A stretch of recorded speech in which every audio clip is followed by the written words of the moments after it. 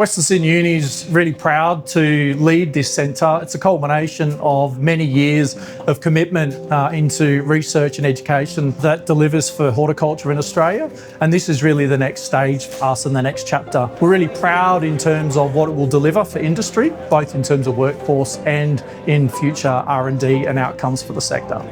This is an important concept to identify new crops that are of high value to Australia's horticultural industry, and this will be particularly important for when we train our new PhD students towards understanding how these crops will operate within a protected environment and to optimise their yield. The objectives of our centre is to address the key challenges of the horticultural industry. We will be training the next generation of practitioners in the horticultural industry equipped with knowledge and expertise in smart and sustainable technologies.